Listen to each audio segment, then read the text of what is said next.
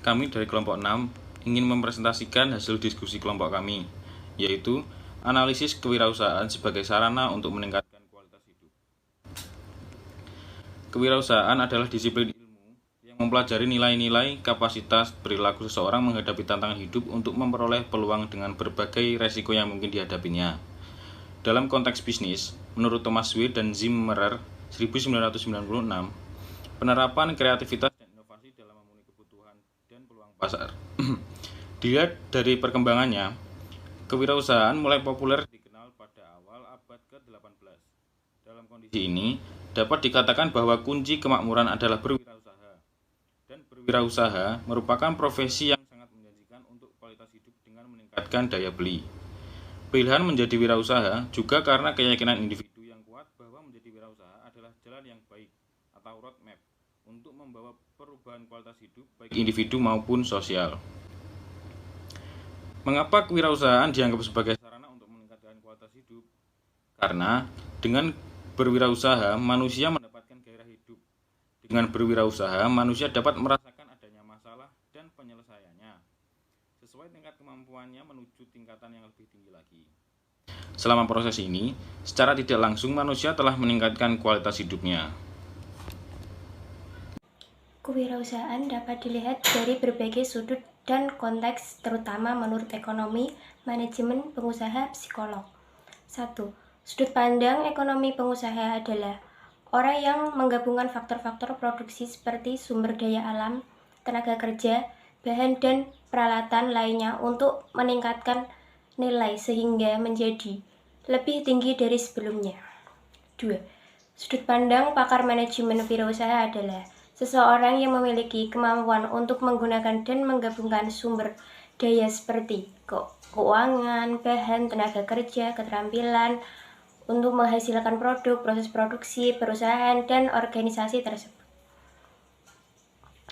3. Sudut pandang pengusaha. Pengusaha adalah orang yang menciptakan bisnis baru dengan menghadapi resiko dan ketidakpastian dengan tujuan memperoleh keuntungan dan pertumbuhan dengan mengenali peluang dan menggabungkan sumber daya yang diperlukan untuk memanfaatkan peluang tersebut. 4. Sudut pandang psikolog wirausaha adalah orang yang memiliki motivasi batin yang kuat untuk mencapai suatu tujuan dan senang bereksperimen untuk menunjukkan kebiasaannya di luar kekuasaan orang lain. Dalam kewirausahaan ada kategori untuk menjadi seorang wirausaha yaitu 1. Penemu. Penemu banyak berpikir tentang bisnis, promosi, dan metodologi yang akan terjadi strategi bagi perusahaannya. 2. Inovator. Dapat memecahkan masalah baru dan mampu mengembangkan teknologi baru dengan inovasi dan kreativitas. 3. Pemasar. Mampu menganalisis dan mengidentifikasi kebutuhan pasar tanpa melupakan bahwa ia juga mampu mengelola agar produk memenuhi kebutuhan pasar. 4. Optimis. Mereka tahu bahwa bagaimana menyesuaikan antara kebutuhan dan layanan yang akan diproses. Kewirausahaan. Yang pertama, usaha retail merupakan suatu jenis usaha yang tidak pernah ada matinya. Usaha ini juga disebut sebagai penjualan eceran secara langsung kepada konsumen. Usaha ini boleh dibilang merupakan jenis usaha yang minim resiko karena persaingan yang terjadi hanya sebatas antar peritel. Namun, membangun usaha retail bukanlah hal yang mudah dan memerlukan panduan serta cara yang tepat agar bisa sukses. 2. Startup bisnis. Jaringan internet saat ini bukan lagi menjadi barang mewah. Jaringan internet menjadi kebutuhan sehari-hari. Dengan menggunakan ponsel cerdas, kita dapat melakukan kegiatan ekonomi atau usaha melalui ponsel kita. Inilah yang disebut sebagai industri digital. Di masa pandemi ini, usaha melalui startup digital menjadi metode yang paling dipilih oleh para pelaku usaha, baik pada skala rumahan hingga beromset ratusan juta rupiah per hari. Salah satu pelaku model usaha ini yang telah mendulang kesuksesan di Indonesia adalah usaha yang dirintis oleh Menteri Pendidikan kita saat ini. 3. Industri kreatif. Pemerintah dalam beberapa tahun terakhir ini mendorong kaum muda yang memiliki kreativitas agar dapat memberi sumbangsih dalam industri kreatif di Indonesia. Industri ini murni hanya mengandalkan kreativitas anak-anak muda yang mampu menjawab peluang yang berkembang sesuai dengan keinginan pasar. Berbagai bidang usaha yang ada pada industri kreatif seperti fashion, desainer, penulis, copywriter, pelukis, desainer, ghostwriter, penulis artikel, dan masih banyak lagi. Tahap-tahap kewirausahaan, tahap memulai, di mana seseorang yang berniat untuk melakukan usaha mempersiapkan segala sesuatu yang diperlukan. Diawali dengan melihat peluang usaha baru yang mungkin apakah membuka usaha baru, melakukan audisi, atau melakukan franchising. Tahap ini juga memilih jenis usaha yang akan dilakukan apakah di bidang pertanian, industri, atau jasa. Tahap melaksanakan usaha, di mana tahap ini seorang wirausahawan mengelola berbagai aspek yang terkait dengan usahanya, mencakup aspek-aspek pembiayaan, SDM, kepemilikan, organisasi, kepemimpinan yang meliputi bagaimana mengambil risiko dan mengambil keputusan, pemasaran, dan melakukan evaluasi.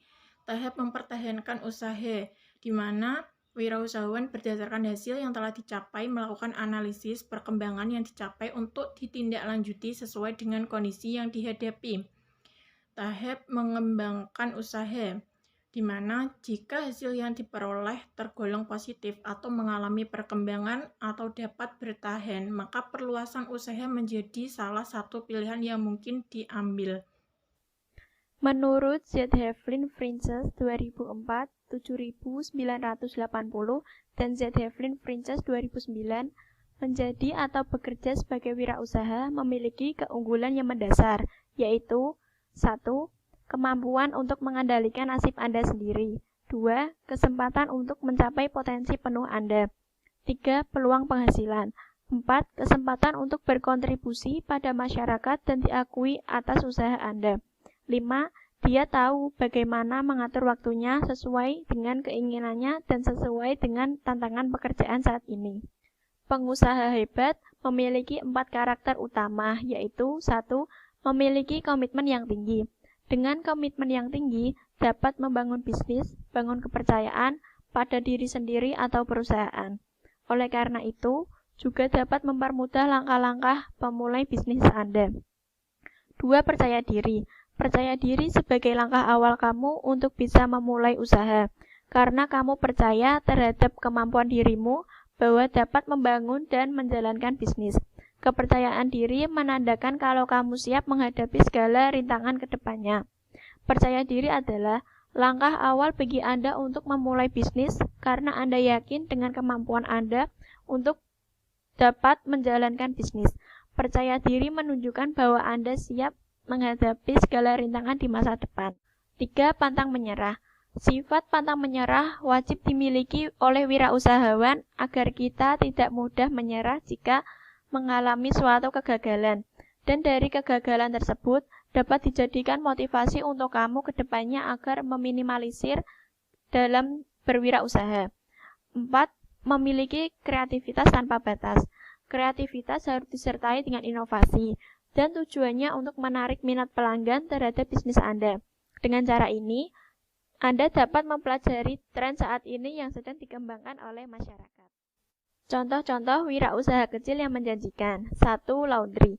Jika tinggal dalam area yang padat penduduk, dekat area pendidikan dan area perkantoran, maka contoh wirausaha yang pertama ini bisa menguntungkan untuk dicoba.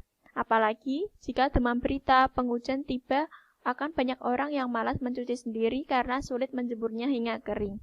2. Cuci motor. Contoh wirausaha yang ini juga tidak kalah menguntungkan. Apalagi jika demam berita penghujan tiba, orang akan lebih sering menyucikan motornya karena terkena cipratan genangan air yang ada di jalan. 3. Usaha catering kantoran. Nah, usaha catering ini juga tidak kalah menguntungkan untuk dicoba. Biasanya orang-orang yang berada dalam perkantoran malas keluar untuk mencari makan siang lantaran cuaca yang panas atau sedang dikejar-kejar deadline. Peluang ini tentunya akan sangat menguntungkan untuk dicoba.